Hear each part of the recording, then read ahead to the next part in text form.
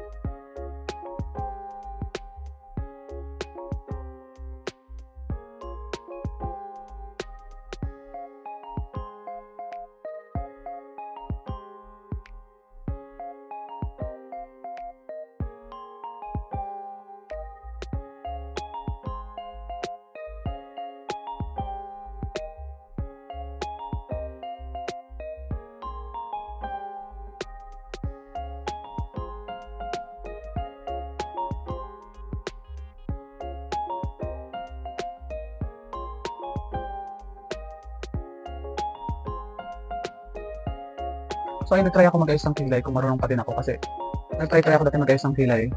That's hassle. Kasi nga, malilate ka. So, ito yun ang inayos ko. So far. Ay, wait lang. Parang kulang sa tulis tong kabila. Saan ang brush? Nakukulangan ako sa tulis niya.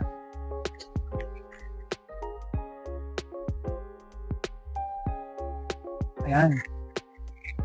Oh, mas okay siya. Mas nagpantay na siya. So, yan. Ganyan ako. Nagkikilay talaga ako. Lalo kapag may mga event. Kaso nga lang. Napang gabi lang ha. Hindi pa nga pang-araw ga. Kahit umuha tayo yung parahos. Ito yun.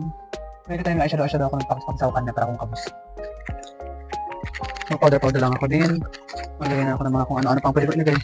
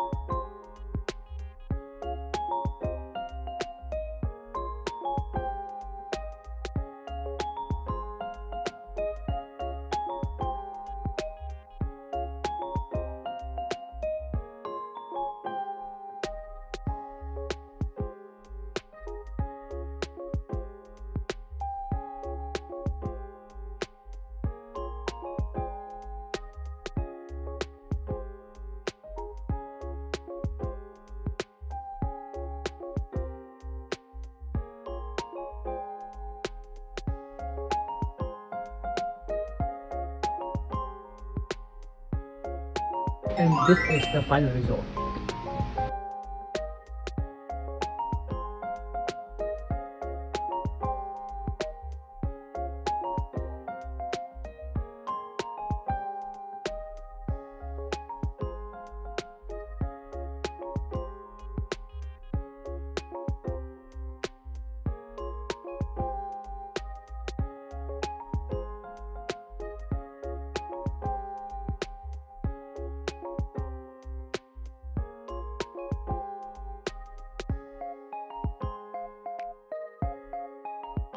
Talagang nakasa ako nakakapag-practice na. So, yun. Alam niyo, gusto ko talaga matuto mag-makeup kasi syempre bilang isang mabutik-tik sa mga gamit. Gusto ko matuto talaga kung paano siya ang proper yung tamang pagkakasunod-sunod kasi nga lang walang time tsaka hindi ko alam. Wala akong sa YouTube kasi okay naman sa YouTube kasi nga lang mas okay pag nag-aral ka ng maayos. Yung tama talaga may taong tumutulong sa'yo. So yun, ito yung final look ng aking team para lahat ngayong araw. Andrea Brillantes lang, charot lang.